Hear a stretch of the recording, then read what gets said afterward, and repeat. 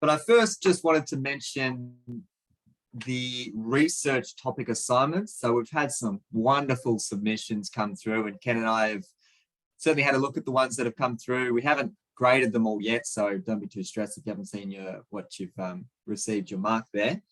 But we did promise that we would give out some prizes for some standout assignments. So we'll go through some of the ones that we've seen. And honestly, a lot of the submissions, they all deserve an award. We're seeing some fantastic things coming through. But in terms of most engaging, we've given that to Jason Lung for creating a road safety news bulletin on crash cushions. Looks very, very professional. This is something that could be easily, part of an ARB or, an Austroads publication. It just looks very schmick and fancy, and it's beautifully detailed, when you would use crash cushions and what they do. So well done, Jason. For an award for the most technically sound, we've actually gone for Mauro Romanin for producing a video about preparing for a site visit. Mauro just talks about a lot of different relevant features of things to consider, what type of environment it is, what you need to bring, even thinking about things like making sure you've got fresh water and, food, just in case the site visit's longer than you expect. And, staying hydrated is incredibly important. So really well done. And I also like that Mauro got in touch with us before getting stuck into the assignment, just to make sure that he's on the right track. So don't be shy to use us if you're not 100% sure. So well done. And the final prize we'll give out for most creative submission goes to Kartik Mehta. And he's actually created a comic strip and used some fantastic pencil skills to do some little sketches. And we will upload all these submissions, so you will be able to see each other's, probably after today's session. We'll upload it onto Moodle so you can have a look. But the cartoon was entitled The Amazing Life of an Engineer's Wife, A True Story.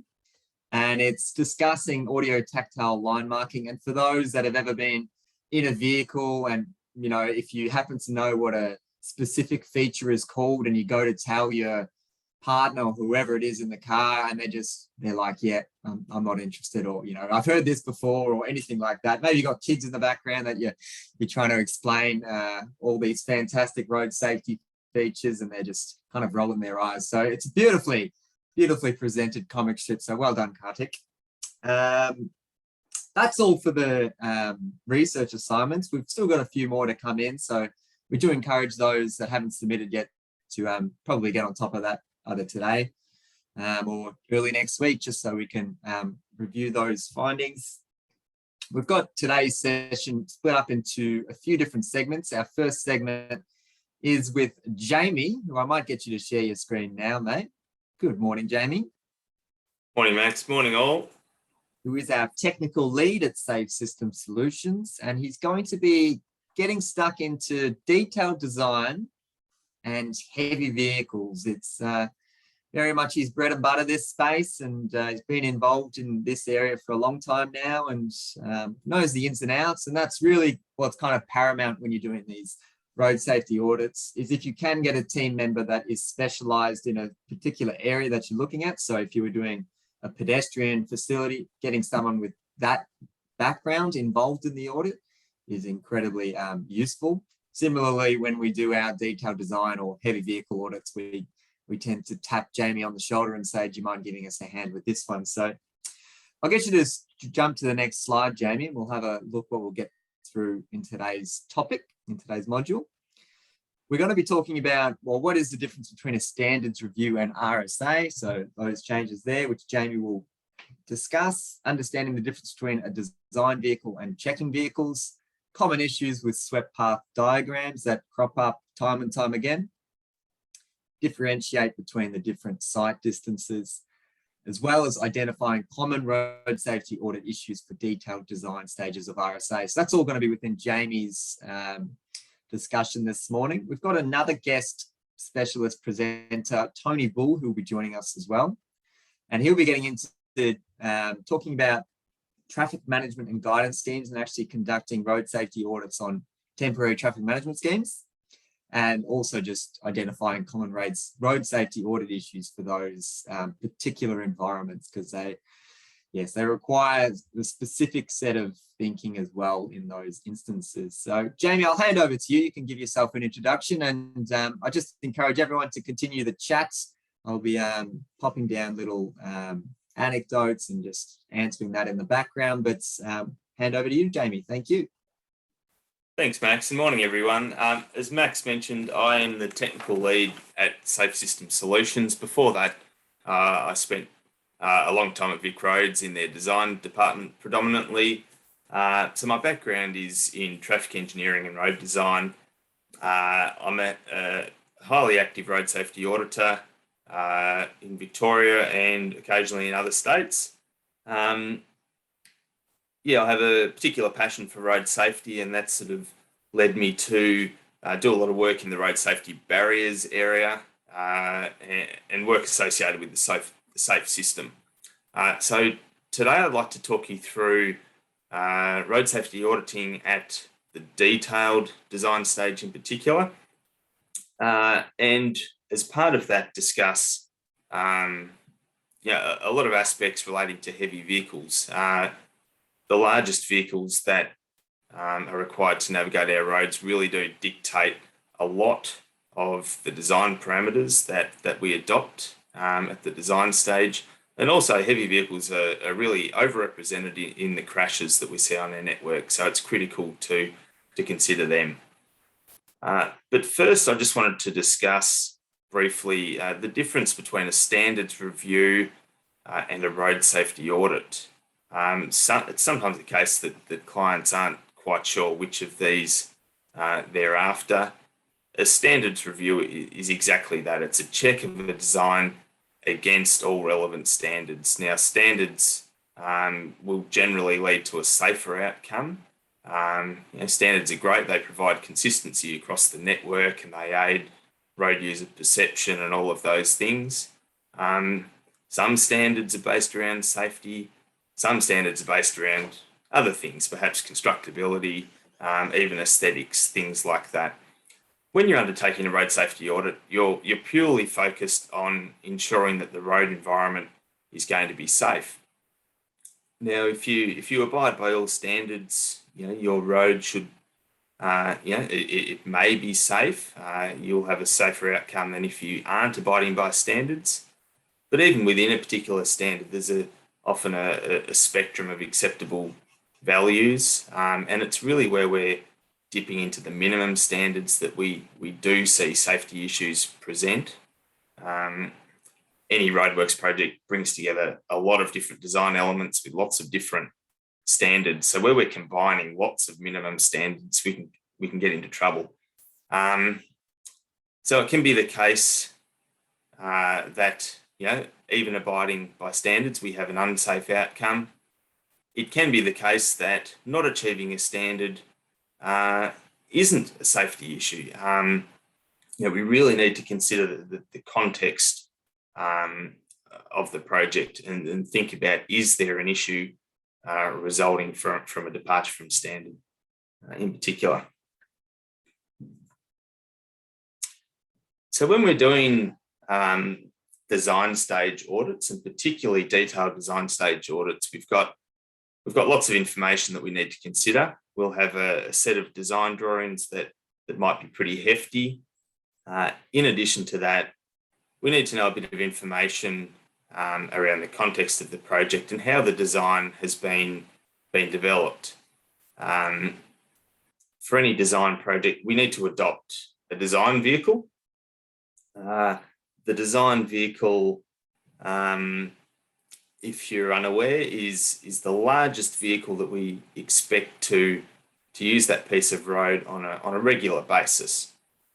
So in a local road environment, it might be what we call a service vehicle, which is representative of something like a garbage truck or a removal van, the types of vehicles that need to be able to access any type of road or street. If it's a more major intersection, perhaps we need to step things up and adopt a much larger vehicle, perhaps a B double, for example.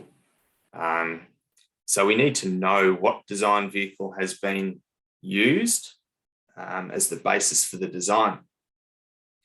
It might be the case that there are a number of different design vehicles. Different design vehicles might be adopted for different parts of a project or for different movements.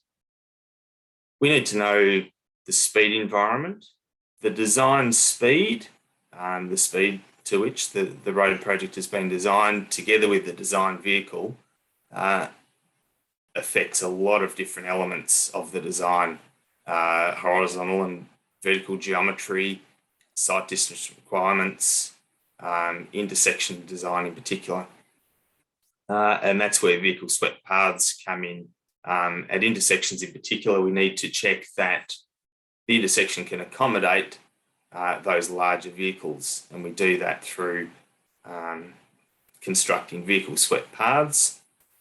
As an auditor, you might be interested in traffic data, and often a lot of this information might be contained in a design report or similar, or some type of sort of scope approval report, which is useful background to a project before you start undertaking an audit. The crash history of the site, this is an interesting one. Some auditors prefer not to know the crash history of a site. There's a school of thought that if you're aware of the crashes that have happened in the past, you can have the blinkers on and be focused on those types of issues. It's better to go in with an open mind. I do like to have the crash history.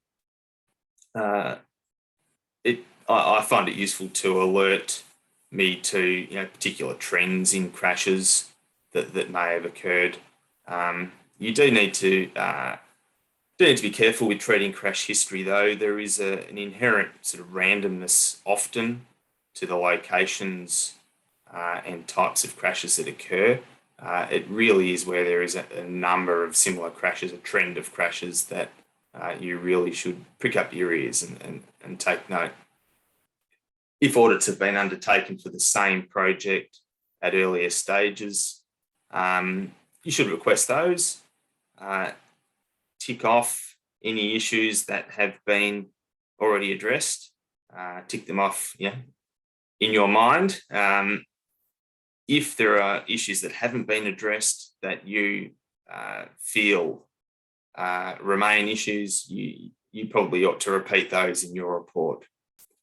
So all of this information helps you understand the background of the project, and all of those things that have informed the design. And if there's anything else that you think might be useful, I encourage you to request that from the client.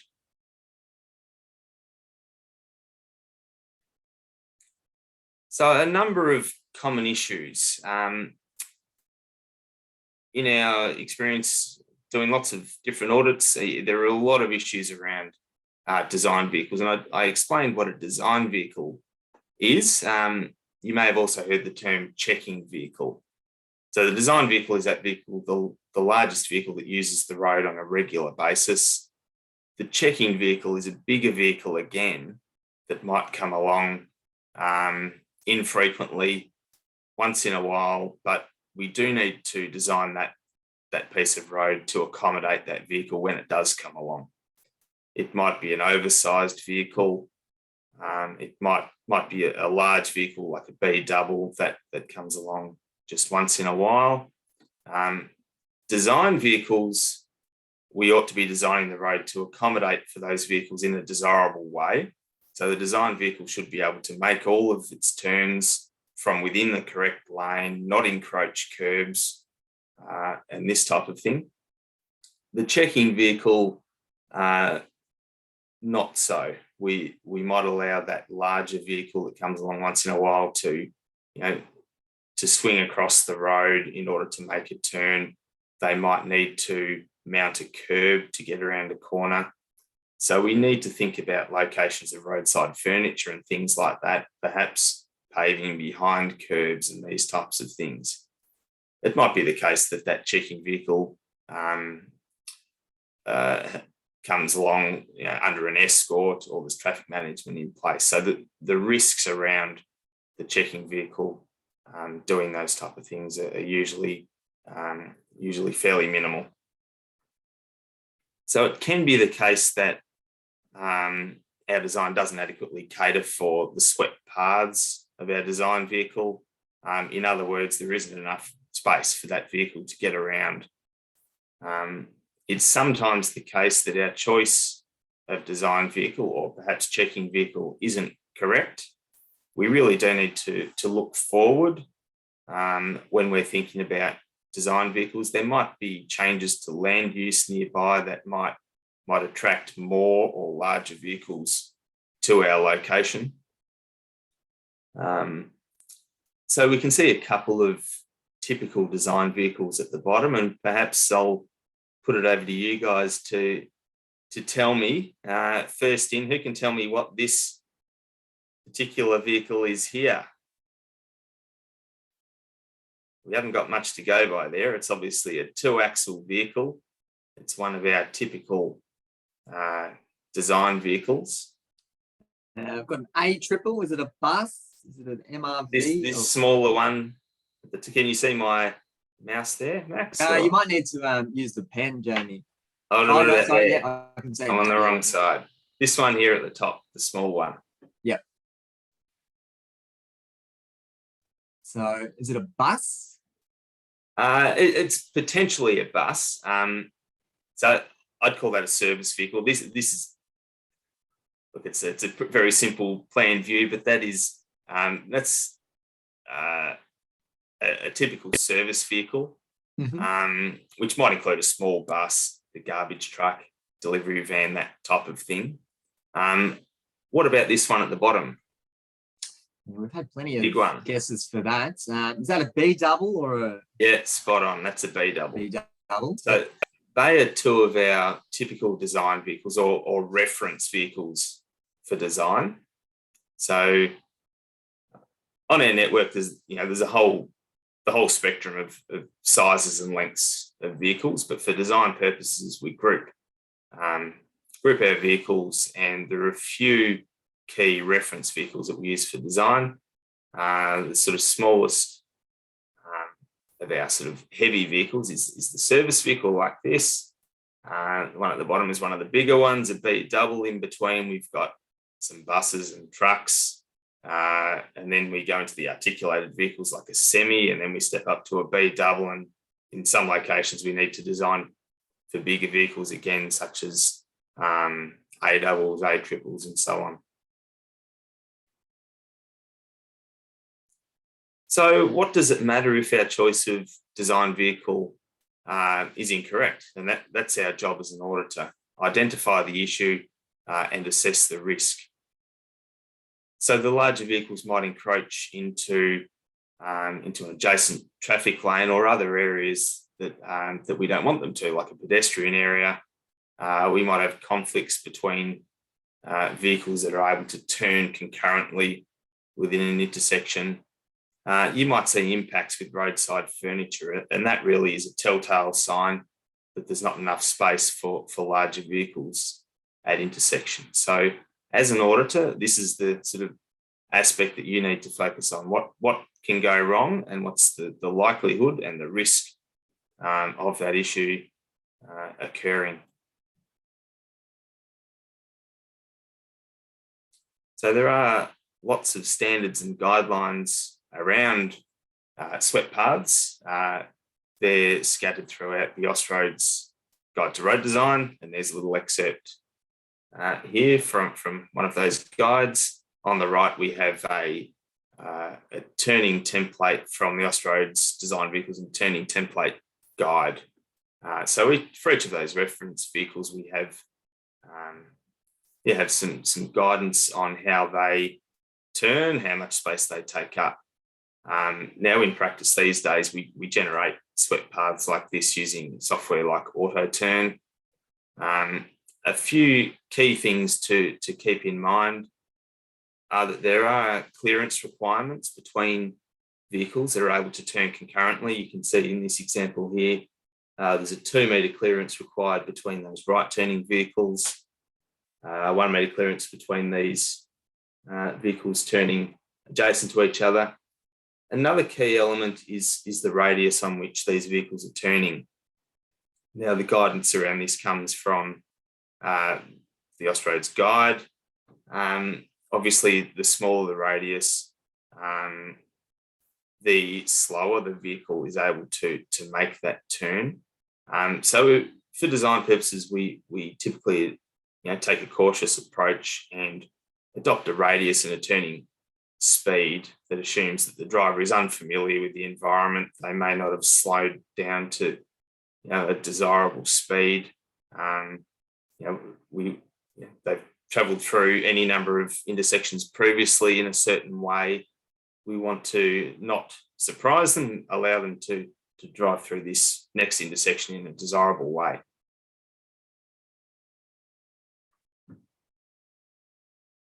So here's one of those swept path diagrams that you might see as part of a roadworks project. It's obviously a cross intersection. You can see some swept paths there for trucks turning right from either side of the intersection. Lots of different lines going on. You can see dashed lines, solid lines, some little arrowheads and different things. So when you're generating these swept paths using software, there are options to turn on and off different lines. It's important to understand what those lines represent. In this example, the dashed lines appear to be the wheel paths. Probably the critical consideration is the outermost extremity of the vehicle swept path, so the sort of the front and rear overhang of the vehicle rather than where the wheels track. And in this case, some of those, the solid lines represent the vehicle body. You will see though that there are some parallel solid lines on either side. It's common to also draw an offset line, and the Austroads guides require an offset of 0.5 metre between the vehicle body and features like curbs, roadside furniture, and so on. So lots of different lines going on. Another thing I'll point out are all these arrowheads. Basically those, I hope you can see them, they're quite small. There's one, there's another, there and there and there. Each of those arrowheads basically represents a decision point or a change in direction by that vehicle. At an intersection like this, it ought to be designed so that the driver can navigate that turn on a single radius curve, not have to change their radius in order to avoid an oncoming vehicle, as is the case here. We want to cater to that unfamiliar driver and design that intersection such that they can make that turn in a desirable way at an assumed speed. So if you see these arrowheads or a swept path that is drawn with multiple radii, that should raise alarm bells. So this purple one in particular is a poor example of how we'd like to go about things. The blue turning path from the left is a little better, but again, you can see lots of different arrowheads. This is clearly quite a constrained location. You can see the property boundaries at the corner. At the corner is very close to the roadway. So it appears that an intersection has been drawn up that fits within the available space. And then an attempt has been made to make it look like the vehicles can make the turns they need to within that intersection. So that's certainly less than desirable design. If you're auditing this job, your task would be to assess the issues associated with this sort of departure from standards. And I guess some potential issues would be that those right turning vehicles might have a head-on impact. They might take measures to avoid that truck coming the other way, which might see them end up in areas that they shouldn't, and so on. So the likelihood of that happening, might depend on the signal phasing arrangement at this location. There's lots of different things that you need to consider, and in your audit report, you would focus on the risks associated with this departure.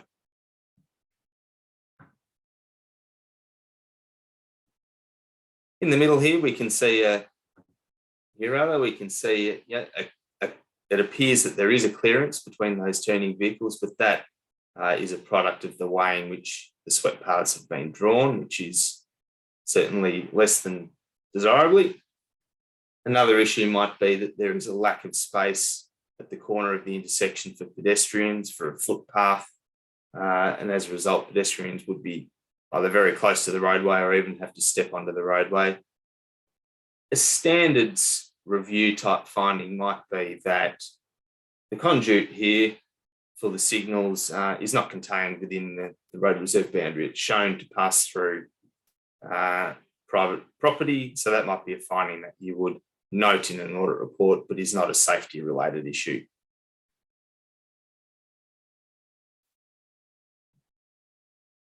Here are some swept paths drawn in a more desirable way, certainly in accordance with Austroad's guidance. You can see here that the swept paths have been drawn with a single radius, and this example is really quite transparent. The radius is nominated there, so it's quite easy to check that against the applicable guides. This is a design that a designer did prepare some swept paths for and suggested that the vehicles that were required to make these turns, which in this case were buses, could do so perfectly well. When some checks were performed in accordance with the Austroad's guides, it was found that that wasn't the case. And you can see here with the blue swept path, there's quite an encroachment behind the curb into an area that pedestrians might use at this corner of the intersection. If we look at some of the other movements at this intersection, the right turn out of the side road and the left turn into the side road could occur concurrently, and there's quite an overlap between those swept paths, so another potential issue there.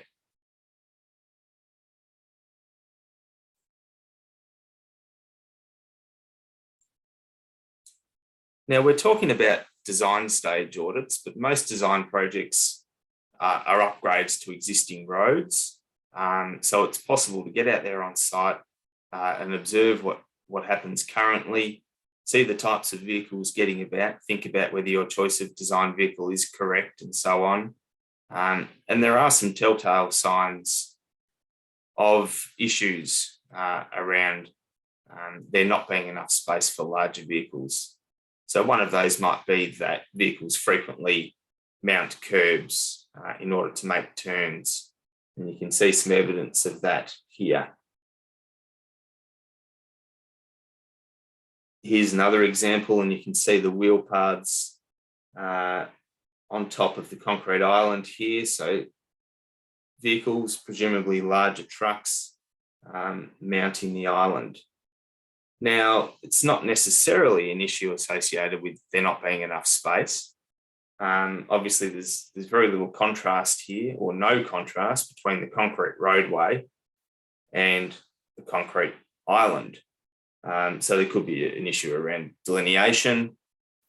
It's also been suggested to me that there's an issue with speeding at this location, which is it's in the Port of Melbourne. I think it's sort of in behind the KFC, adjacent to the Westgate Freeway. What are the issues? Obviously, this vehicle has encroached areas that pedestrians might use. You can see the tiles there at the pedestrian crossing point. The direction of traffic is for this area is vehicles coming towards us. So you would hope that a truck driver would see a pedestrian waiting there and choose not to take this path. Probably a pedestrian would be more at risk waiting on the other side of the road. And that's because there is a real cutting in of the rear axles on larger vehicles.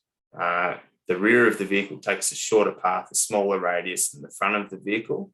And it can be difficult for the drivers of heavy vehicles to understand where the rear of their vehicle will end up. So a person waiting on this side of the crossing, and unfortunately we do see it happen on occasion, that long turning vehicles do strike pedestrians when vehicles are turning left and the pedestrian is waiting at the corner of an intersection.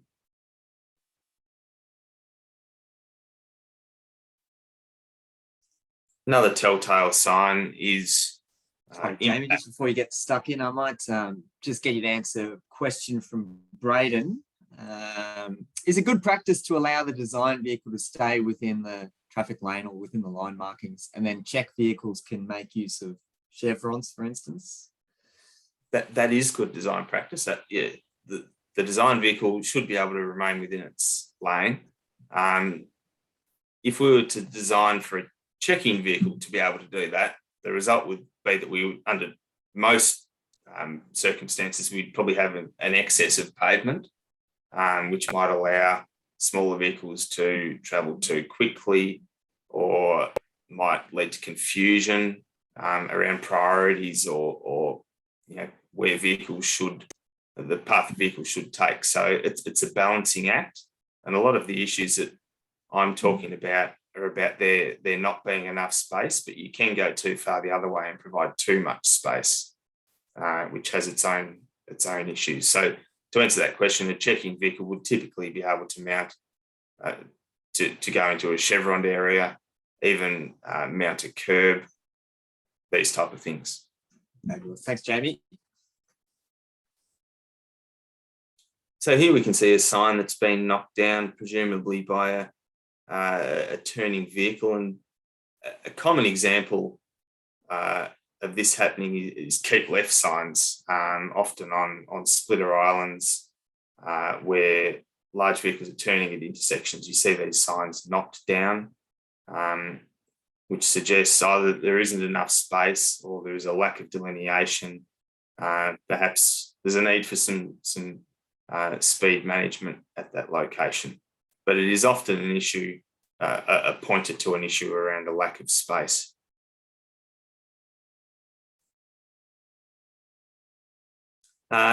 Please keep those questions coming. If there are any other questions relating to design vehicles, checking vehicles, swept paths, please enter them in the chat now. While they're coming through, I'll move on to sight lines, which is another common issue that we encounter at the design stage. The Austroads suite of guides talks about a long list of different sight distance requirements, and it depends on your situation as to which of those requirements apply.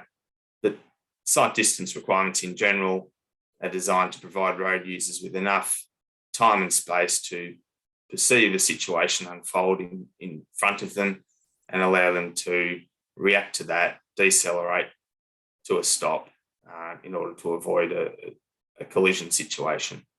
So we have sight distance requirements between vehicles, driver to a vehicle, perhaps to other road users, pedestrian crossings. For instance, we have crossing sight distance requirements. There are sight distance requirements to the pavement. So we talk about approach sight distance to objects on the pavement, stopping sight distance, and so on.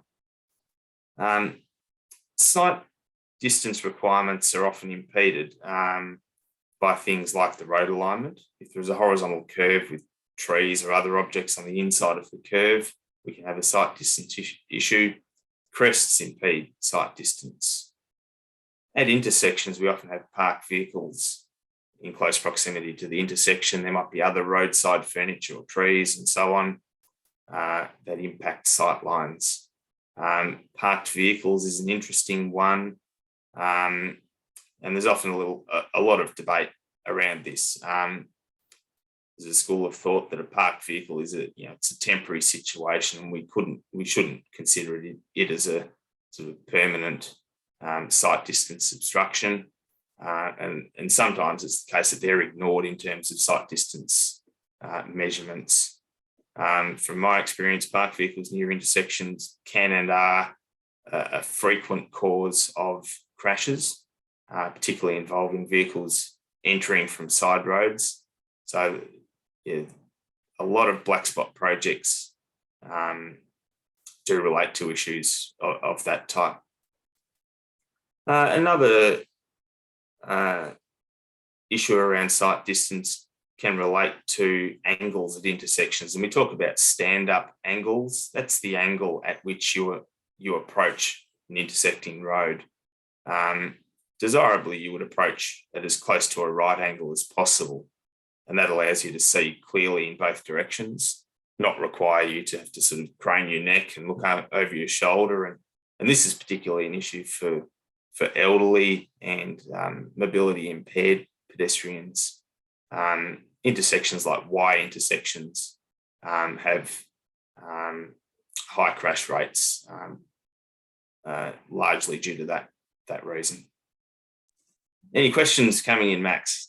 Yes, we've got one from Lachlan just asking if you can request to look at a 3D model to do checks of sight distance. How common would that be, do you reckon, Jamie? That wouldn't be common, but you can certainly request it. Either request the model itself or some evidence that the sightline checks have been done. So look, sightline checks, swept path requirements, all of these things should be done as an integral part of the design process. So if you as an auditor feel that it's important to check those things, you can request that information. And if the designer can't readily provide you, with evidence that they've done that, then it's a bit of a red flag. Jamie? So one of our sight distance requirements is SISD. And I wonder if we can give out a little prize, Max, for the first person to tell us what SISD is, or do we have a little quiz question here? We do, but it looks like the answers have already come through. So we might we'll go with I'm not sure. We've got safe intersection sight distance. Does that sound right to you, Jamie? That's the one. Beautiful. So we've got Chris in there first. Well done, Chris. We've got Ann Kidd in there with capitalised the answer. So I'll give that a prize as well. I like the enthusiasm. Well done. Safe intersection sight distance. So this is something that we look to provide at intersections. And it is intended to provide this vehicle travelling along the major road, or this guy, with enough time and distance to react to this vehicle here entering the intersection, perhaps stalling at this location. The aim is to give these vehicles enough time to see that situation unfold and come to a stop by this point. So SISD requirements can be quite onerous. In a high-speed environment at 100 km per hour, it's something like 260 metres, so it's quite a long distance. We need to think both horizontally and vertically to see if there are sight distance issues. There might be roadside furniture, trees, parked vehicles, and so on in this area here that might obstruct SISD. A crest equally might restrict our sight lines to below the desirable values for SISD. A couple of things that I'll point out here. A key difference between the different sight distance requirements is the height from which we're measuring from and to. So in the case of SISD, we're measuring from the driver eye height at about 1.1 metres above ground level to the top of the vehicle. Now, 1.25 metres is the sort of, I think it's about the 15th percentile vehicle height. So we assume a fairly low vehicle. And similarly with driver eye height, we sort of err on the low side with 1.1 metres. Other sight distance requirements might be measured from a driver's eye height to the pavement level to see pavement markings, or to an object on the pavement with an assumed height, as in the case of stopping sight distance. Sometimes we even look to tail lights so that we can see brake lights coming on for some of our sight distance requirements. Another thing I will point out this snip is from the Austroads guide. It's always important to look to your state supplement to the Austroads guide. And in Victoria, our supplements are pretty hefty. Those supplements do take precedent over the Austroads guide. So there might be a local practice or clarification on some Austroads guidance. So it's always important to look to the VicRoad supplement in Victoria, and one sort of slight difference between the VicRoads practice and the Austroads practice relates to the distance back from the hold line that we measure from and to. Sorry, James, just going to double check with you. All these stopping sight distances calculations, they do factor in the slope of the road as well, don't they? So if you're going downhill, it takes longer to slow down, and it takes that into effect with the calculation. Is that correct? Absolutely right. You do need to make some adjustments for grade. Yes. So those just a few questions that came in the chat with that. That's all analysed as part of the calculation. So it's not just as simple as calculating it in a 2D format. You do look at the vertical geometry. Thanks, Jamie. Here's a little example. A project in Melbourne was undertaken on this road, a fairly wide two-way road. It had a central dividing line, but in high traffic conditions, it was often the case, and when there weren't many parked vehicles, it was often the case that people would make this a 4-lane road. So there was a desire to formalise parking and also to deter that type of behaviour. So where you can see the yellow lines, some line marking was implemented to define parking lanes, and they extended right up close to intersections. So stopped 10 metres short of the intersection as per our guides. Upon implementation of this project, you can see there the parking very close to the intersection. An issue arose immediately. Vehicles were encouraged to park up to this point, which provided very little opportunity to see oncoming traffic. And you can imagine if this vehicle was a van or a hire vehicle, the situation would be worse again. So this really is a typical black spot project scenario whereby vehicles entering from side roads have insufficient sight distance, and we have intersection type crashes.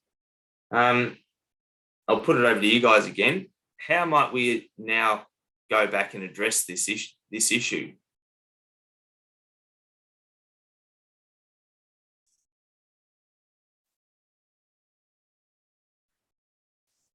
Any thoughts? What can we do to perhaps improve sight lines or otherwise reduce the risk of those intersection type crashes? There's a few suggestions coming through to bring forward the hold line, or removing or restricting parking close to that intersection. Those seem to be the common themes coming through, or a mirror to see vehicles approaching as well. Yep, great. So yeah, obviously if we can remove some parking here, that would open up sight lines, as would moving the hold line forward. So at present, it's in line with this curb. If we could push it out to close to this line, we would certainly allow those vehicles to sit further forward and have a better view of approaching traffic. If you were doing that, it would be nice to extend the curb here, provide an outstand to protect those vehicles. If we're doing that, though, we would need to be mindful of not sort of compromising space for cyclists, perhaps. Another benefit of creating an outstand might be to shorten the pedestrian crossing distance and improve safety for pedestrians crossing there.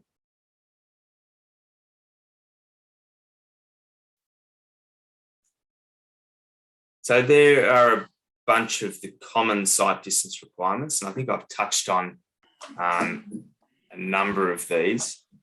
So some key differences, as I mentioned, relate to the observation height and also the height of the object that we're viewing. So stopping sight distance is a requirement that should be provided continually along a road. It's based on an object height of 0.2 metres.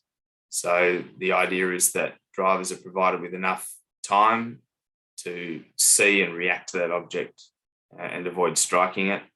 Approach sight distance, the distance requirements are numerically equal to stopping sight distance, but in this case, we're viewing to the pavement. So approach sight distance is particularly important at intersections and other locations where there might be a change in the road environment, perhaps the addition of a lane, the start of an overtaking lane, and we want to provide good sight distance to the pavement markings that highlight that situation. Any questions at all around sight distance? We did have one just confirming the difference between the stopping sight distance and the standard intersection sight distance, Jamie, but I think you just covered that then, but it might be worth just a recap. Yes, safe. So stopping sight distance is a mandatory requirement, as is approach sight distance. Safe intersection sight distance is a more onerous requirement, and I think it's sort of termed as a desirable to provide. We certainly don't always provide safe intersection sight distance, but we should strive to. So stopping sight distance and approach sight distance are for drivers travelling along a road to view the road surface or an object on the road, whereas safe intersection sight distance particularly applies to intersections. So it is a quite an onerous requirement, and you can imagine it at constrained locations in urban environments that we don't often have the luxury of providing safe intersection sight distance, but in those cases we sort of mitigate the risk often with stop conditions and things like that.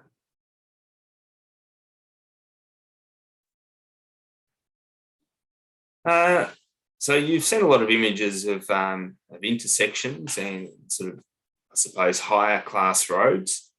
Rural and remote environments present some unique risks and challenges, and probably are in terms of vehicle kilometres travelled overrepresented in terms of crash statistics. So some key things to be mindful of on roads like this one, variability in the surface. If there is corrugation or potholes and the like, this can increase the likelihood of crashes. As in the example here, you can see it's a long straight section of road. So it's where there is a change in the condition, and particularly change in the alignment, a curve, that we need to provide drivers with some advanced warning. So curve warning signs, signs to alert drivers to dips and crests. So delineation, and particularly delineation at those locations where there's a feature that increases the risk of crashes, are some of your key considerations.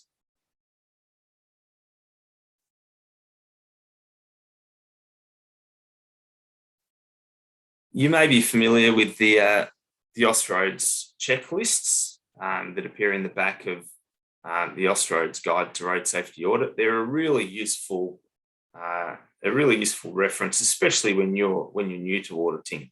They cover off on all the different things that you should be mindful of when you're undertaking an audit. There is a different checklist for each audit stage. So I encourage you to look to those, perhaps take a copy in your back pocket when you're out on site auditing. Here is a bit of a summary list of a number of common issues that are found at intersections, and we've talked about some of these. At intersections, we're concerned about things like vehicle-to-vehicle crashes, intersection-type crashes. We often have a requirement to provide for pedestrians, pedestrian crossings, cyclists are vulnerable at intersections, and so on. So we're providing space for all of the road users that require it, enough space for turning vehicles, but at the same time, minimising our intersection footprint to avoid undesirable movements at excessive speed, and so on. I'm happy to take any questions on any particular issues on the list there, or if anything comes to mind for anyone. I've got one that's not on the list, but it's a bit of a thought provoker, so I might just pass this up the line. For unsealed roads, should you be designing for Austroads guides or the ARB Unsealed Best Practice Guide? Noting that there's similarities between the design guidelines, but there are minor differences between them. I'm not sure if you're familiar with those. I'll have to brush up on that. As a general rule, the Austroads guides should be followed, but it's often a slow process for those guides to be updated. So it is often the case that Austroads puts out research reports and other guides like that one that is sort of an interim thing. So that's a very good question, and one that I'm not able to answer off the top of my head.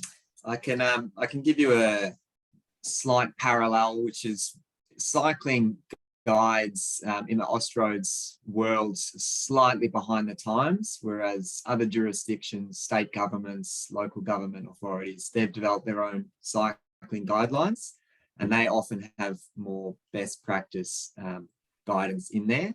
So sometimes you actually might look to implement stuff that's not yet covered in the Austroads, just because they tend to take a little bit longer to update their reports. So that might be the case with this one, but I'm not familiar with that particular report.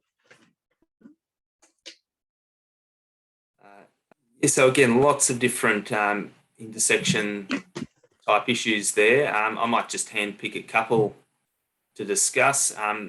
The see-through effect is a big contributor to crashes, particularly at rural intersections in high-speed environments. So if you imagine a crossroad where the intersecting roads are at a right angle, if there's limited delineation, it can be the case that people on the minor road or the road that is expected to yield might think they've got priority and continue through the intersection and fail to give way. That can be added to if there is perhaps sort of a consistent line of trees along that road, or maybe a line of power poles or something else that sort of gives that sort of continuing effect for that road. So it's often the case in those environments that we might realign side road approaches, provide raised islands, or maybe in the first instance provide additional warning and signage and delineation to highlight that give way or stop condition that's coming up. Another issue that sort of can be difficult to address is the last one on the list, around dynamic visual obstruction. And that occurs where you have a turn lane and an adjacent through lane, and a motorist from the side road that might be wanting to enter an intersection might be able to clearly see a vehicle turning left into the road that they're exiting, but that vehicle might be blocking an adjacent vehicle in the through lane. So a motorist might see the vehicle indicating left, think they can, that's all they have to worry about, enter the intersection and be collected by the vehicle travelling through. So there are some sort of emerging treatments around that to provide an offset perhaps to the turn lane to minimise that likelihood. This can particularly be an issue where the main road is curved, so that vehicle can sort of easily hide behind the turning vehicle. I don't know if any questions have come in, Max. If there are, please let me know. Oh, good, Jamie. You can hop on to the next one. So this next list relates to mid-block situations. So in mid-block locations, we're often worried about things like run-off road crash risk, so roadside conditions and hazards, um, providing dedicated space for pedestrians and cyclists, getting them clear of the road wherever we can.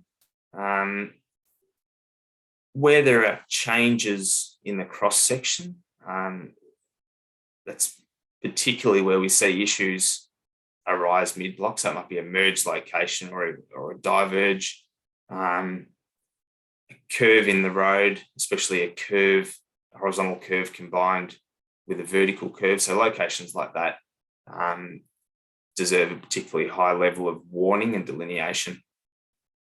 So yeah, different types of of issues typically arise at our mid-block locations as opposed to intersections, but all of these considerations, again, are covered in the Austroads checklists.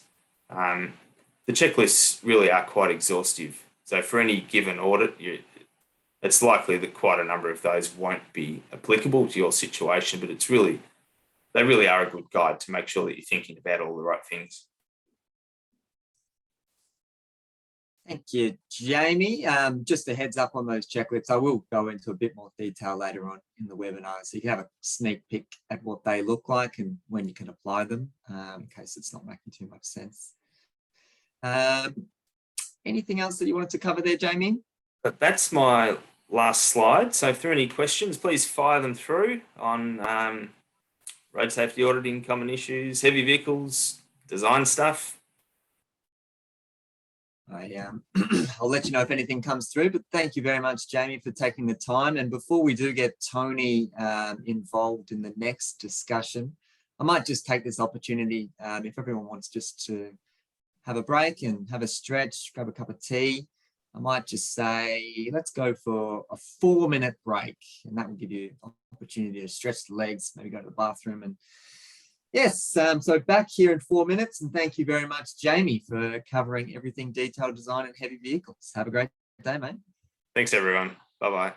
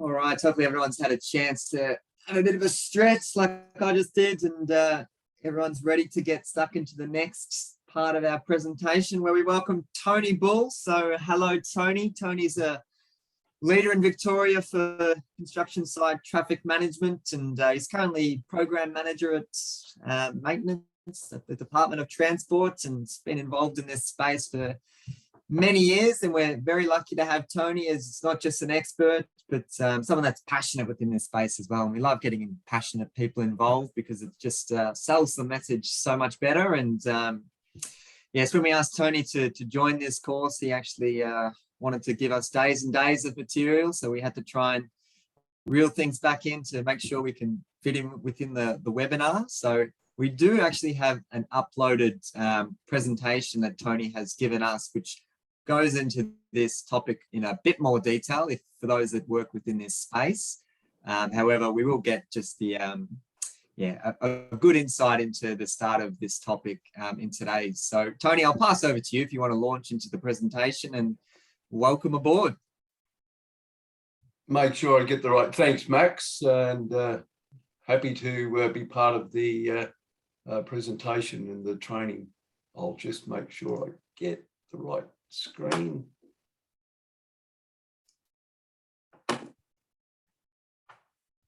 Are you seeing the first slide? Perfect. Perfect. Thank you, Tony. Okay, excellent. So thank you, everybody. Yep, my name's Tony Bull. Go to the next. Advance for me. There we go. Okay, thank you, Max. Yeah, my name's Tony Bull. Yeah, I've been with the Department of Transport, Vic Roads, for nearly 38 years. So yeah, been around all the grey hairs. Have been in the organisation a while, but I've been in the maintenance area, the construction area for all of that time. Excuse me. And as Max said, I'm currently the program manager for maintenance across regional Victoria. The Bendigo, Ballarat, Geelong, Traralgon, all of those sort of rural areas. That's part of our area of responsibility. On top of that, I've been involved with worksite safety, traffic management for most of that time as well. But I'm on the Austroads committee for guidance material for worksite safety. I'm also on the Australian Standard Committee for 1742 Part 3. So have been involved in the production and the development of a lot of material. Currently the Austroads, and I've got a slide coming up about the new Austroads guides. But also I've been lucky enough to be on a few international projects for worksite safety, been to Philippines, Dubai and Indonesia, selling our safety message. It's seen that, Australia is, I'll stick with that, across Australia, we're seen as, industry leaders, and some of those countries have taken up that leadership and try to better their own worker safety and worksite safety across those different jurisdictions and countries. So it's been an interesting journey, I must say. I've been a trainer of these road safety audit courses for 20 odd years too. Trained in traffic management, traffic controllers, traffic management implementation, and just a few areas. And certainly, so it has, as Max said, it's been a big part of my working life in this field. And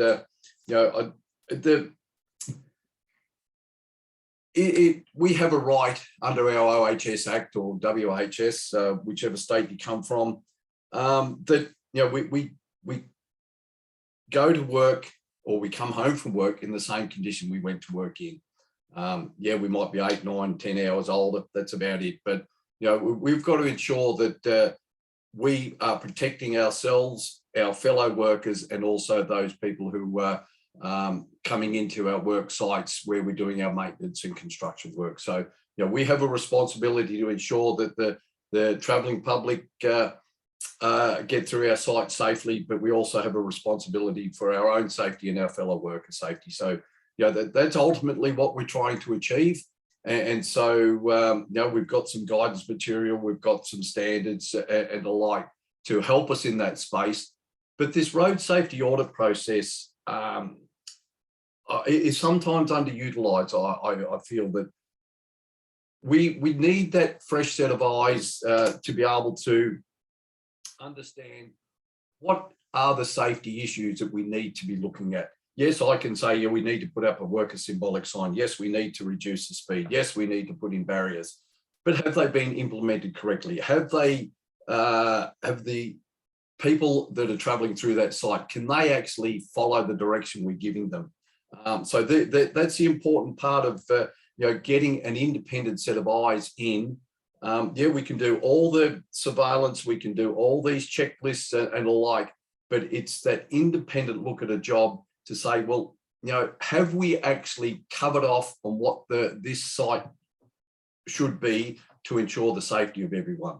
And that's why it's so important, as road safety auditors or potential road safety auditors, that, that's what we need to achieve, that have we been able to mitigate all those risks and provide a safe environment for all those who are in or go through our site. And this is a very, I suppose, and I don't like to use the word simplistic, but it really is just an example of what is perceived as what is correct. This is the car park at the Warrnambool office, the Vic Roads Department of Transport office. And all we've got down is a couple of dots to demonstrate or to indicate where to park. And, if you look at those dots there, are they 45s or are they 90s? And that's the thing. The intention is for 90, but this is what happened one day. And as I said, this is just a very simple way of demonstrating what is perceived as the correct way to do something. We put these markers down for people to, so you've got your own area of parking to keep, so you don't get dented or whatever it might be. But the message was not clear on whether it's 90 or 45. And, that's the consequences. Very minor, but a great demonstration of what the message we need to provide for people who are travelling out on our roads and through our construction or maintenance sites. And as I mentioned, we can talk about compliance audits with all our checklists against our standards and our codes and our guidance material, but the road safety audit is that independent set of eyes looking to make sure that we have covered off on all those safety issues or potential accident pinpoints or whatever they might be within our construction site.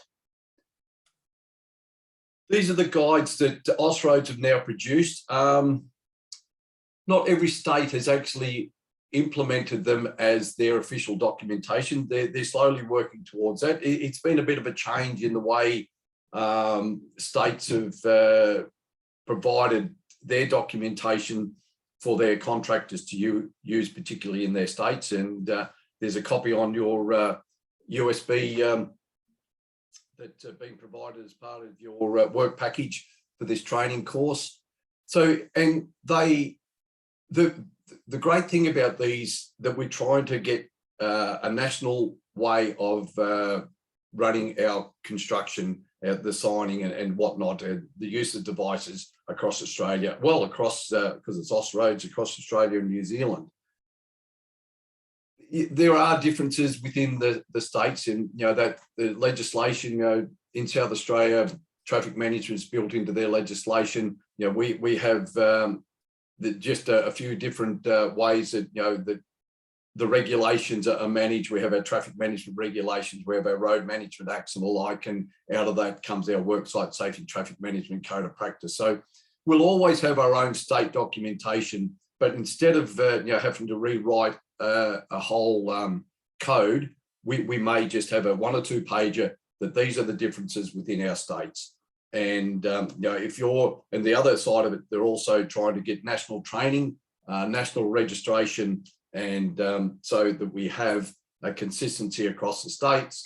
And you may just have to do a gap training if you want to work, say, from excuse me, from Queensland into Victoria or vice versa. So that's the end game that we're aiming for. There's still a bit of work to do in that space because we've been our own states for a long time, and we're very passionate about what we see as safety and the way we want to do it. So it is a process that does take a little bit of time to work through. Max, I probably also should have said, if there's any questions that people want to ask along the way, I'm happy to digress or answer them as they come across. So if anything comes through, just jump in and we'll try and work through it. No worries. I'll let you know, Tony. Great, thanks, Max. So, and these are the,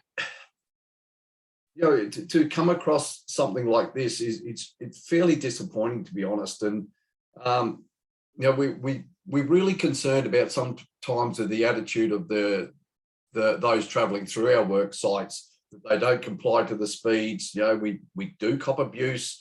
We even get sometimes projectiles thrown at some of our traffic controllers, and that's really disappointing from that point of view. But it's also disappointing that we need to get it right on our side. If you can notice on this slide that they haven't covered over the 100 km/h. It was coming out of Geelong on the Hamilton Highway. There was power core works going on, and when I stopped and questioned what's going on here, they said, "Oh, we didn't have enough signs, unfortunately," and we just thought if we put the 40 near the 100, then they would follow the 40. Well, that's not going to really happen, unfortunately. That there's a choice here, and there's no law that's going to book anybody for speeding when you've got a 100k sign up there. So the site has already been compromised for safety. And when I spoke to the supervisor on site for PowerCore, he said, "No, that's not my responsibility. No, you go and talk to the traffic management guy." And this is another issue that we do have, unfortunately, is the ownership of the site cannot be just, or the traffic management cannot be just left to the traffic management company. It's a responsibility of the company or the project that is managing the site, that has owned the site, that has the contract. They are responsible to ensure that the worker safety, that the traffic management company is doing the right thing. You just cannot palm off that piece of work. Yeah, you can subcontract it out, but the responsibility still remains with the principal contractor, that they have to ensure that the site is signed correctly, that the worker safety is being managed correctly and the like. So this is sometimes the issue we come across, that they think if they've subcontracted it out, they've also subcontracted out their responsibility, which is not correct. So it's really important that the ownership of that, and as an auditor, you need to ask the hard questions, and to make sure that there's responsibility within that work site. So why do we do all this? Roadwork sites typically involve a change of speed, additional conflicts, within that work site that can cause potential can increase that potential for crashes. So, we have materials, we have, a lot of vehicles are entering and exiting that site, whether they be construction type, graders, front end loaders and the like, or whether it be trucks bringing in material and the like. So you've got that increase of use of the road space, and we're trying to also manage, the traffic going through that site. And I'll just quickly put it out there, Max. If we're planning to do works, what should our first thought be when we're going to plan to put our traffic management plan together?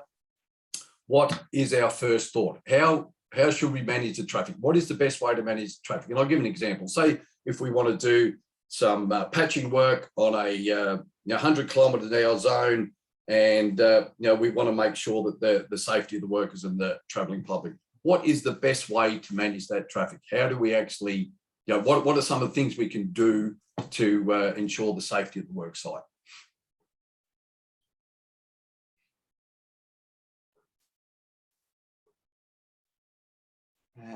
Got speed reduction, barriers also to protect the work sites, segregation of workers to the traffic. I like that one.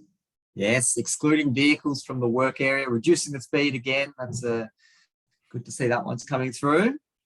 I'll just give people a little hint. Your OHS training, hierarchy of control. What is the best way to get rid of a hazard? Elimination from Chris. Elimination. So that should be our and I like that separate. That person they put in separation. We'll put in a little chocolate frog in the pack at the end of the day for that person. But yeah, and that's where we should try and separate, eliminate the traffic. Now, whether it be through a detour, whether we can put in barriers, whether we can, even closing lanes. Like, it's not ideal to just, with bollards, because that separation is only done by delineation. But if the better the separation, detour it should be, your barrier type separation. But there's always consequences with being able to implement those types of controls. Putting in barriers, it is time consuming. You're also exposing workers putting those barriers out. So is that a consequence that we should be taking to protect our work site? It might be only going to be there a day or two. So therefore, no, it's probably not practical to do that. So therefore, you would go down another path.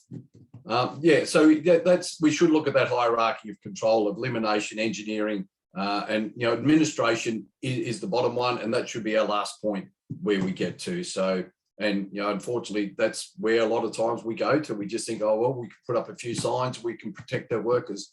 That doesn't happen, and that's where again I'll harp on that. As an auditor, you should be looking at those risks that have been exposed, or the safety concerns, and putting up in your reporting process to say, well, is this the best way to ensure the safety of this site? The other thing I'll keep you on my is time too, please, Max. I can not ramble. I won't say that, but I can get involved in this conversation, even though I haven't got the classroom in front of me. I enjoy talking about this topic and trying to pass on this safety message. So keep an eye. Appreciate that, Tony. No, you're going well, mate. Keep going. Okay, thank you. So yes, another thing why we should do traffic arrangements during roadworks can change, several times, and can often, bear no resemblance to the permanent arrangements. And at the audit stage, it can give. We need to make sure that those changes that the public or the road users are following the changes we've implemented, and it doesn't become confusing and conflict points and alike. Construction contractors may not appreciate the finer points of traffic management. That they are focused on getting this job done. Getting the bridge built, getting the realignment undertaken, or whatever the job may be. And as I mentioned earlier, they subcontract out traffic management, and their focus can sometimes be moved away from looking after the safety at the site. To check the standard arrangements, again, we should be aware of the documentation that is used in the state you're working under. Here in Victoria, we've got the Worksite Safety Traffic Management Code of Practice, and also we reference the Australian standard, and in the not too distant future, the Austroad guide. So that they should be used as your basis, but your experience and understanding of safety and auditing will help you identify what those what the standards and guides and codes of practice don't cover off. We've got to avoid conflicting messages. That slide there earlier where we had the 40 and the 100. Make sure that all those signs have been covered over. Line marking, have we got conflicting line marking or misleading line marking, directing traffic in the wrong direction? Are we using signs for the correct purposes? And unfortunately, we too often see, prepare to stop when traffic controllers are not even being used. Its purpose for prepare to stop is when you've got portable traffic signals or a traffic controller. And unfortunately, the people putting out the signing don't understand the purpose of our signing at times. So, that's another side of it that we should be picking up. To provide safety for works personnel as well as the travelling public. That's where we need to, as road safety auditors, to ensure that that's our ultimate game. And to ensure that any connection of crossing points of works traffic and public traffic is safe. We have a lot of times, that construction traffic, they're crossing the road on a regular basis, but we're also letting the public or the traffic go through our sites. Pedestrians is a really good example. And I'll just move on to a slide. Very basic little job. There must have been some cracking on this footpath that needed replacing. But that's the thing. We haven't ensured the connection for the pedestrians has been eliminated here.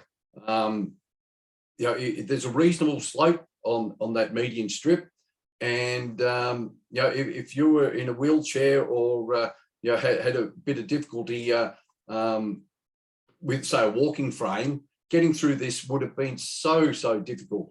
We need to be able to plan our works. As I said, this is a fairly simple type job where they're just replacing a section of footpath, but you've eliminated the safe passage for people who are using this footpath. Imagine if you're with a pram with a small baby inside trying to get yourself safely around this spot. The thought pattern has been a little bit focused on the construction and not on the safe passage of the people using this footpath. So we can undertake mitigation. We could have put crushed rock in there and just provided a temporary ramp for the safe and not close the footpath. We could have had, when we're putting the concrete in, make sure it's rapid set. Have a traffic controller in place to help pedestrians to work out onto the road or cross over to the other side. We could have put in place measures to eliminate the hazards or the safety requirements that have been compromised at this site.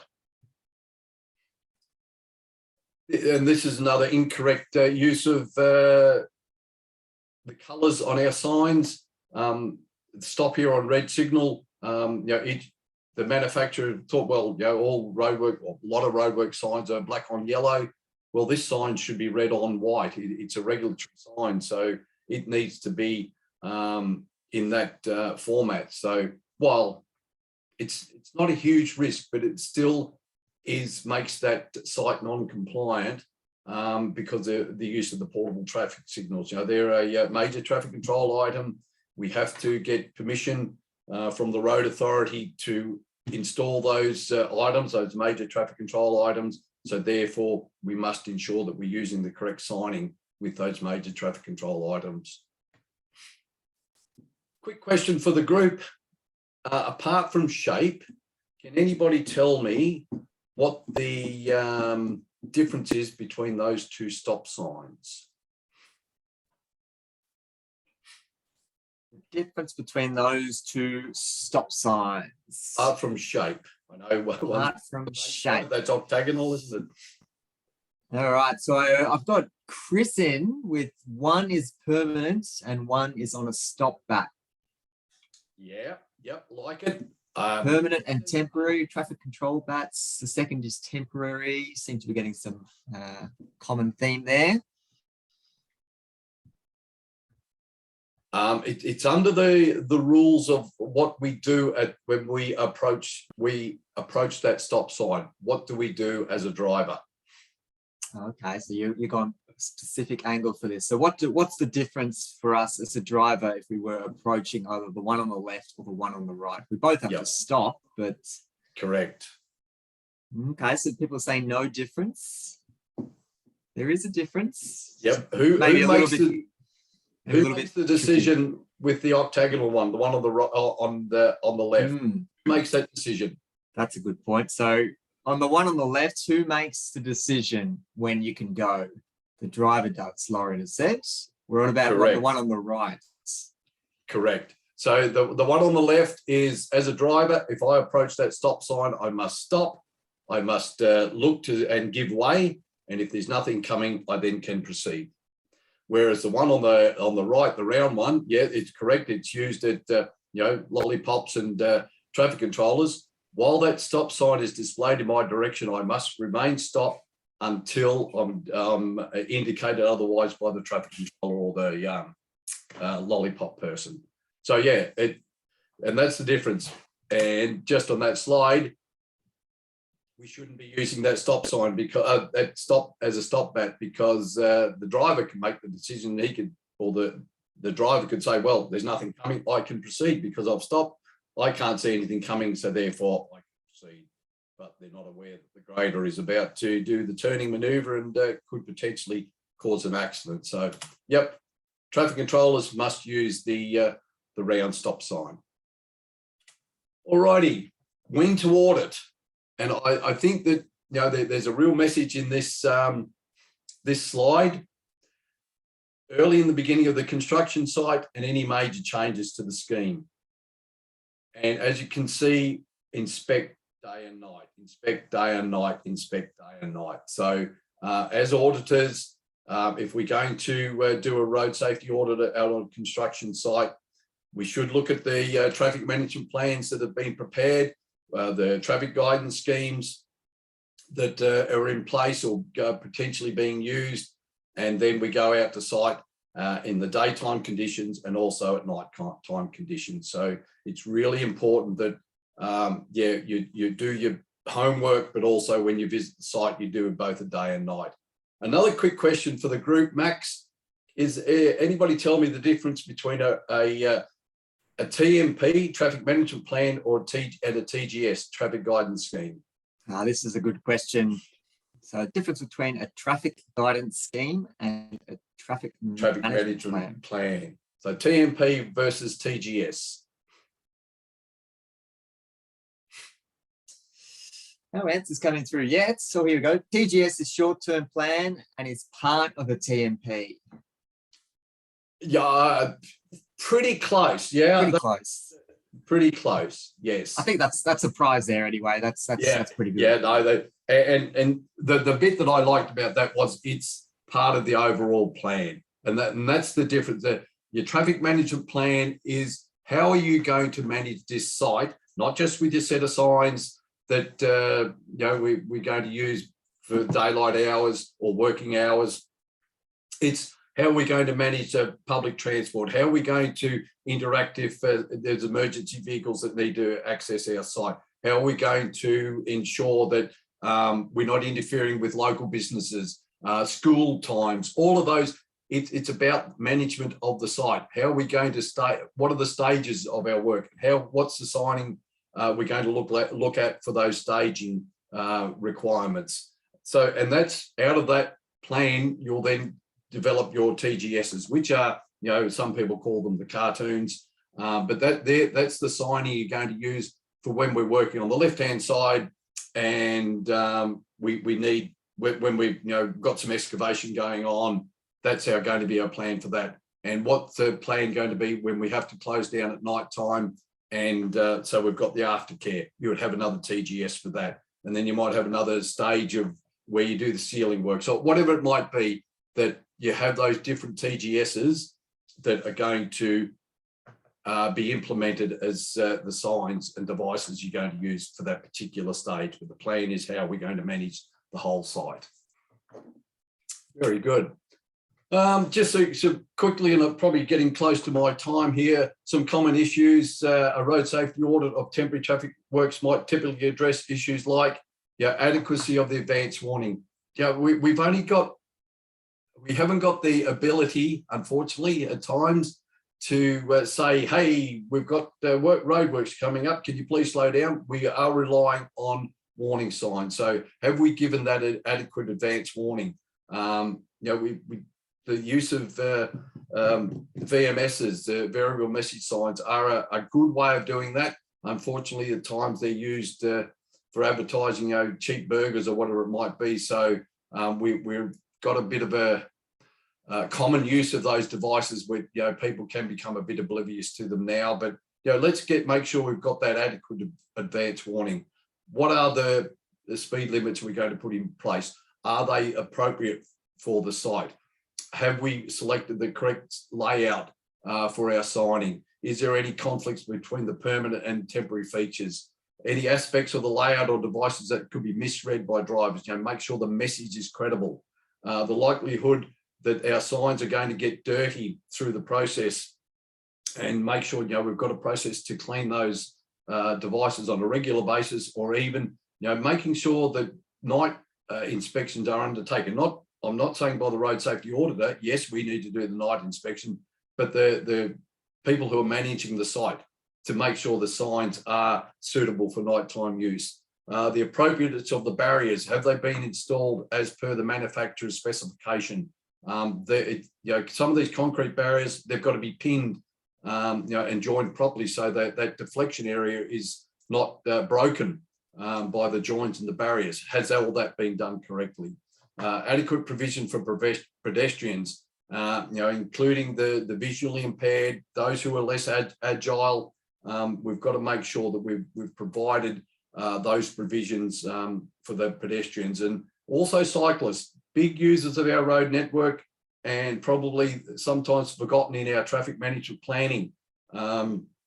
Loose material, bigger aggregates on the road and the like that can cause real grief for a cyclist, especially if they're a road bike type, where that could puncture their wheels or potentially bring them to grief off their bike. So we've got to make sure we're looking after the cyclists and the pedestrians, and not just cars and trucks. That oftentimes that's all we think about traffic, but we need to look at all the road users, and conflict points between work traffic and the general public, to make sure that that interaction is being managed.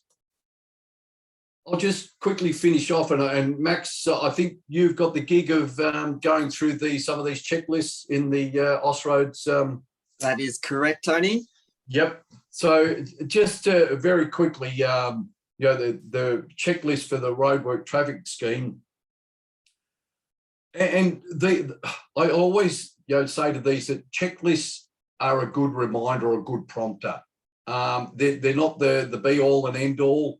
I think experience, and that's why as road safety auditors, it's really important that to become a road safety auditor. I'm sure Max will fill this gap a bit later on as well. Is you've got to go out with a senior road safety auditor on several occasions to get that experience, to understand what are some of the common issues. We can build these checklists, but they're not going to be exhaustive. So they're great prompters, as I said, but just be aware that your own experience, your own understanding will be a vital part of providing a good road safety audit outcome.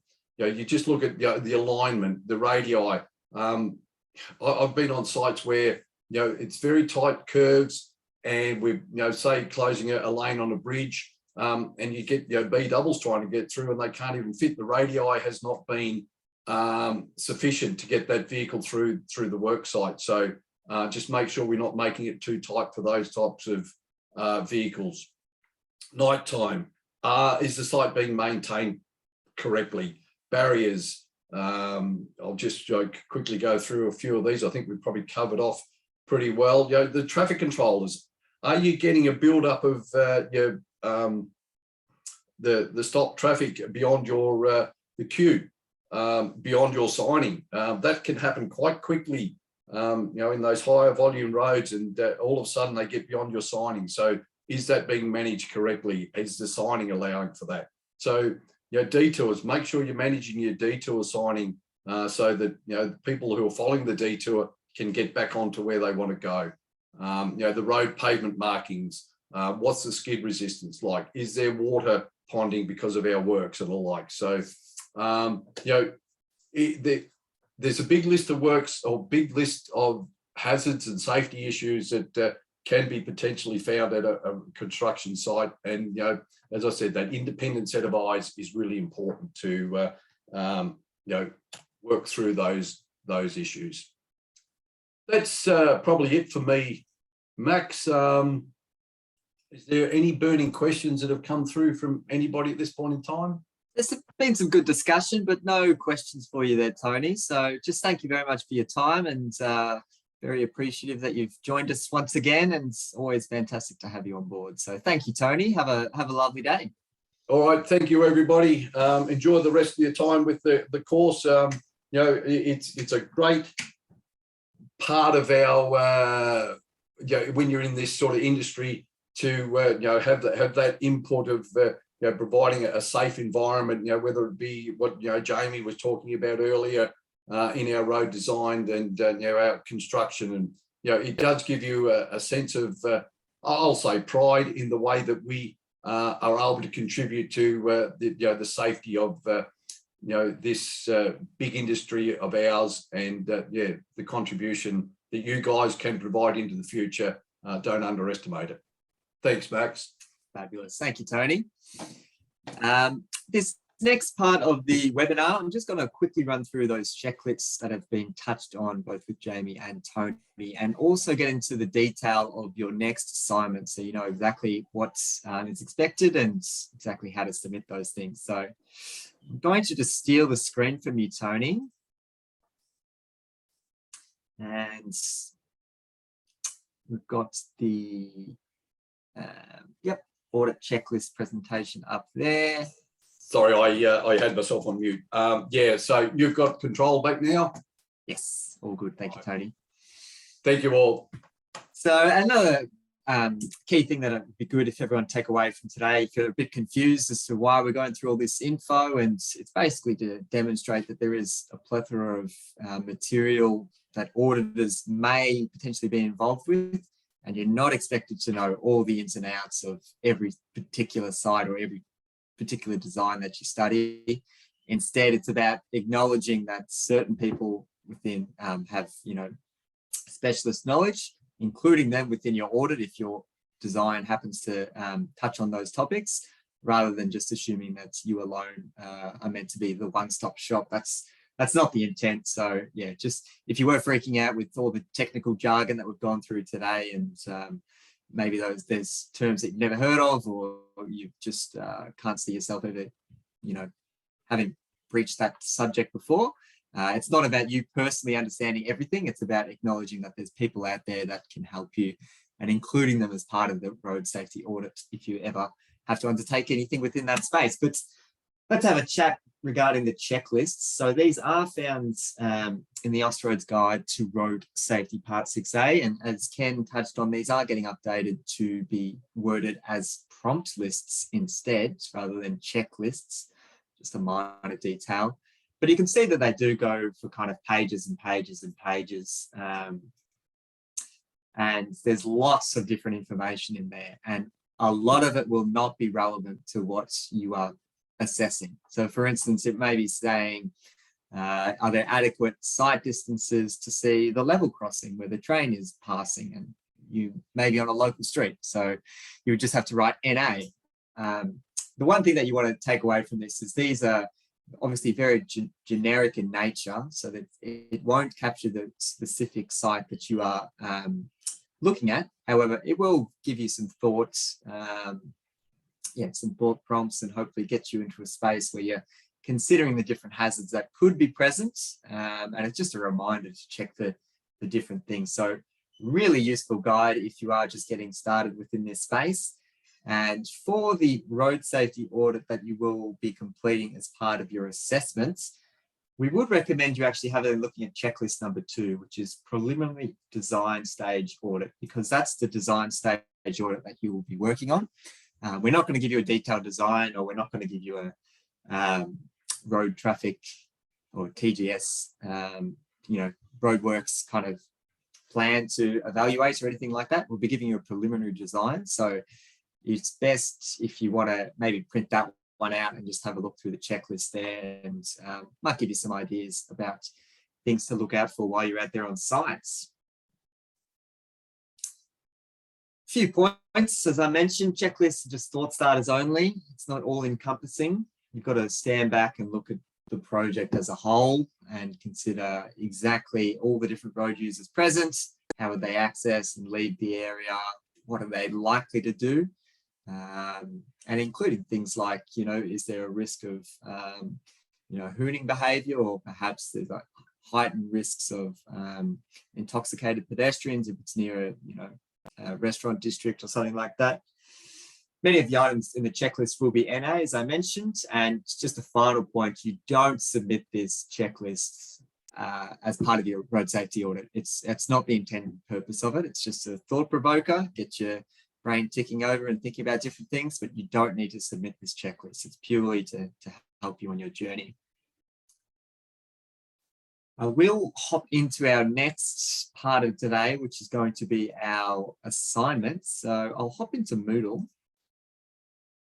And for module 3, which is what we're working on today, you'll see that the design stage RSAs and TMP slides, that's already been uploaded, as well as Tony's presentation slides. This link here, RSA construction site presentation, that is a more detailed webinar recording of Tony going through construction sites, traffic management plans and auditing those. So if that is your field of interest, or you work within that space, definitely recommend giving that a click. I think it's about an hour long or so, but yeah, Tony can go in for much longer than that if he likes, because he's just got a wealth of knowledge up there within this space. And yeah, he's been in there for decades, so he knows the ins and outs. So he's very happy to share that information. So if you are involved in that space, I'd recommend having a click on that.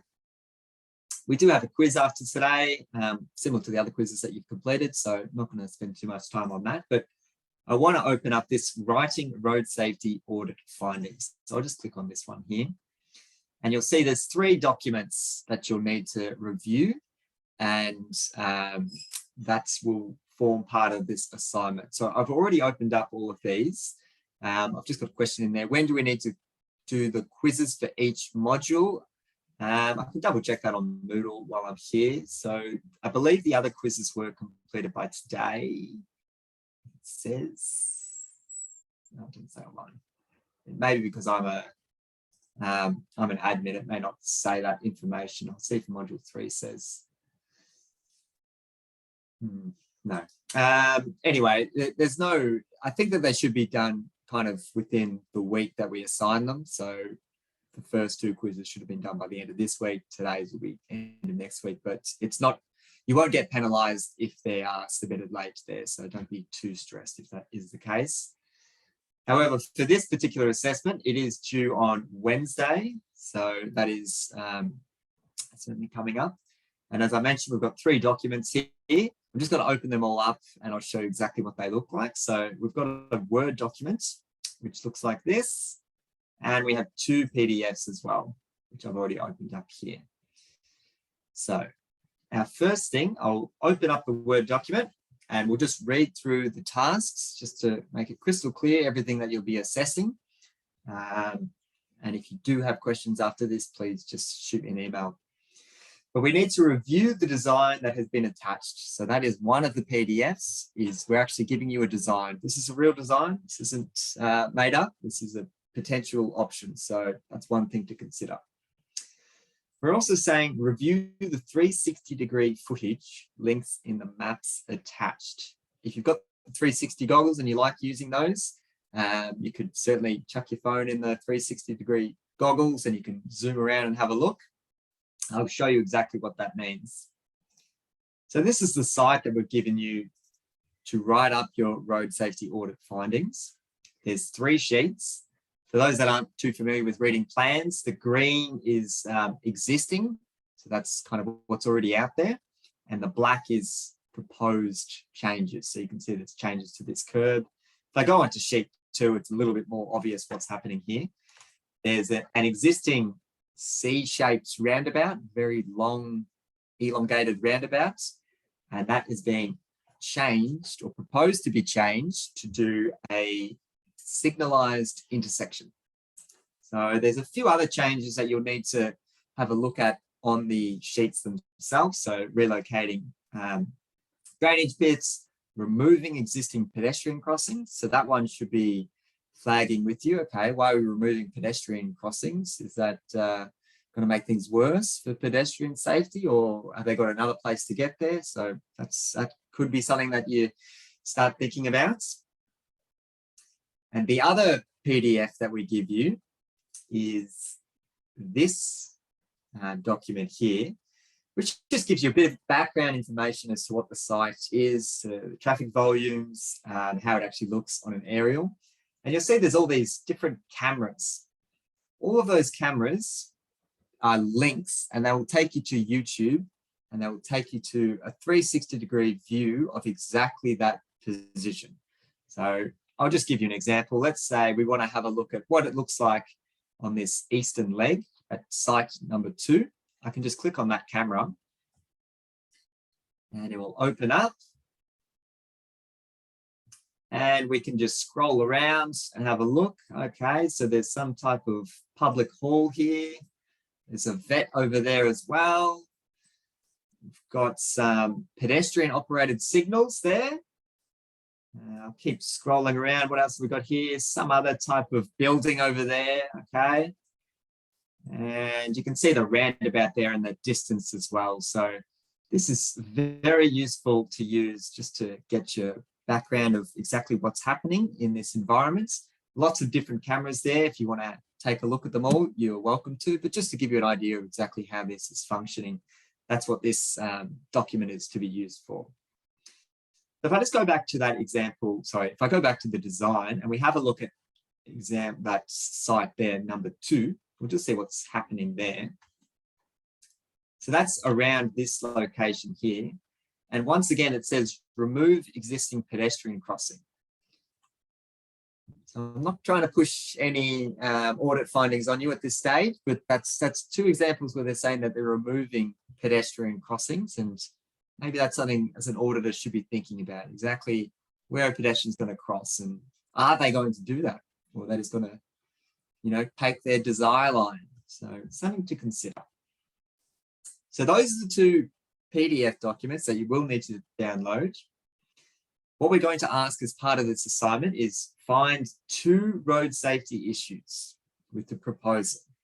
So just to confirm, that's 2 road safety issues with the proposal, not the existing conditions. So you may notice existing conditions, you know, there could be broken signs, or maybe the lighting isn't working or something like that. We don't want you to write up about that. We want proposed design issues. So you're actually conducting the audit on the design itself. We then want you to write up the 2 findings that you've noticed in the design using the template that we provided later on in this document. You'll have to allocate safe system energy, whether that's within tolerable limits or above, and I'll discuss what that means, or just refresh what that means in a second. We also want you to risk rates. So is it going to be a high risk that you've identified? It's going to be intolerable. Is it going to be a low risk? We want you to see exactly how well you're defining your level of risk. And we also want you to be making recommendation and categorizing those recommendations. So I'll just scroll down to confirm what each of those statements kind of means, but just a few tips and notes as part of this as well. Visualize the new design in the existing environment. Audit on what is going to be built, not what is there now. Think about all the different road users. So not just general traffic. Think about pedestrians, cyclists, heavy vehicles, motorcyclists. How would they use it? What are their movements likely to be around there? And is it catered for in every different movement, or are they going to struggle doing certain turns? We only want you to provide 2. People do tend to get very excited about this assignment, and there's certainly more than 2 issues out there, and they feel the need to give us a whole raft of issues. However, we will only grade 2 of the audit findings. So if you do pop in more, you can, but we probably won't be looking at those. So we asked just for 2 audit findings. If you can't find any, then just give us a call and we'll have a meeting and we'll get through it together. And there is a little bit of a formula or a recipe to write up your audit findings, which we did provide in this document as well, just as a refresher. So we want to see that formula kind of replicated in your wording as well. So here's a reminder of how we actually measure or risk rate our audit findings. We first discuss the likelihood of a crash occurring, and there's 4 different categories: frequent, probable, occasional, improbable. And those are the descriptions. If it's once or more a week, once or more a year, once every 5 to 10 years, or less often than every 10 years. So you need to describe exactly what likelihood your particular risk fits within that frequency catalogue. And also, what would the severity of that crash be? Would it be catastrophic? Would it be serious? Would it be minor? Or would it be limited? So you need to determine is it going to be likely multiple deaths. And there are some examples of what exactly that looks like. Or serious, meaning there's likely death or serious injury. And that could be a cyclist getting struck at speed that is likely to result in death or serious injury. A minor collision would be side swipe type of issues, or maybe even rear end collisions. They're unlikely to be fatal or serious, but there's still a minor injury associated with that. And then limited, which isn't used too often, but that's generally just trivial property damage, or just slight scrapes on the bumper or something like that. But everyone walks away unscathed, is limited. And this is the table here where you actually determine what your risk is, what your risk rating description is. So you've got low, medium, high, or intolerable. So say, for instance, you've analysed the conditions and you think, yep, I think it's going to be probable and I think it's going to be serious. You'd come down to this table here and you'd look at probable and you'd look at serious. And that means you've defined that that particular hazard that you've noted within your audit has an intolerable risk associated with it. And you'd write that up in your report. We've popped this in here, the safe system kinetic energy thresholds. And as I touched on before, you will need to mention in the audits whether it is within tolerable limits or exceeding tolerable limits or above tolerable limits. This is the reminder of if it's basically below those speeds and the particular crash that you're talking about, then it's within tolerable limits. If it's above those speeds, then you would say it exceeds tolerable limits. So that's the kind of threshold that is used. So, so say, for instance, you are concerned about a pedestrian being struck within the audit design that you're doing, and that's the hazard that you're writing up about. You would acknowledge that, okay, the speed there that we want to get those collisions occurring are 30 kilometers per hour or less. If the speed environment is higher than that, which it is, we're in a 50 or a 60 kilometer per hour speed limit in this particular example, we know that those speeds are higher, so we would have to say it exceeds the tolerable limits.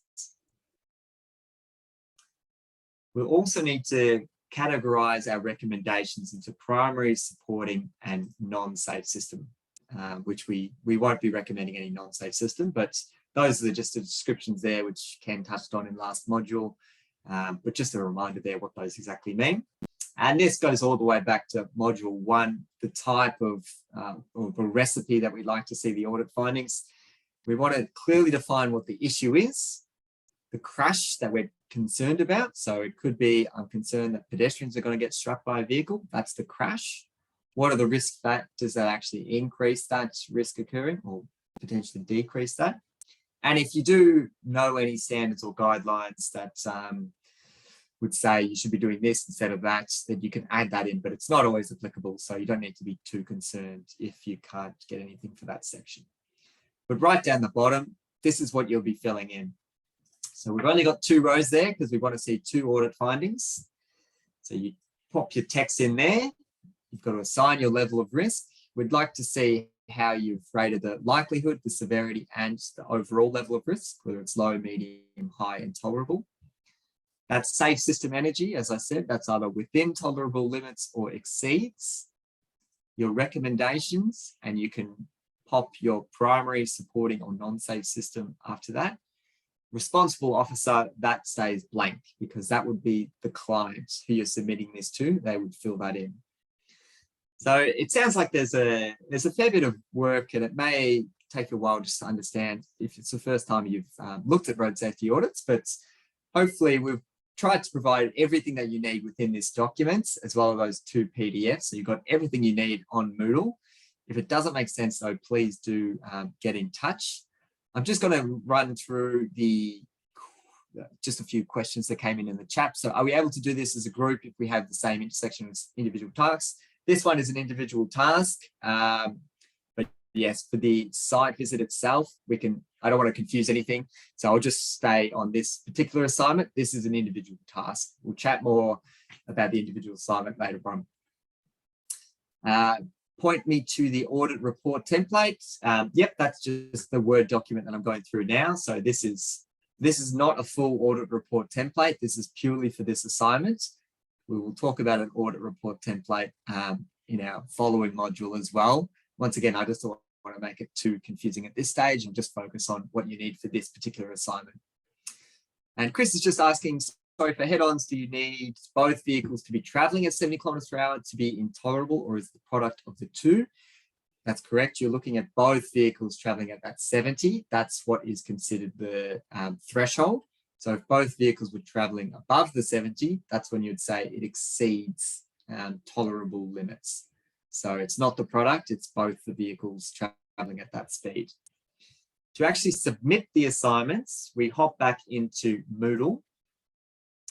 And within this exact same forum, you'll see down the bottom, it says add submission. And that's where you can basically save that Word document. We ask if everyone can save it as a PDF. It just makes it easier at our end to review everything and provide feedback. Save it as a local copy on your desktop as a PDF. Click on add submission, add the file, and then we'll get a notification saying that you've submitted your road safety audit findings. And that's you done. So thanks everyone for your time today. There's a slight less than 60 seconds to go before we've finished the webinar. So maybe a little chance to hop into the quiz or get started on this. But if you do have any questions at all regarding this assignment, please don't hesitate to get in touch, and hope you all have a lovely day and enjoy the weekend as well. We'll see you next week. Bye guys.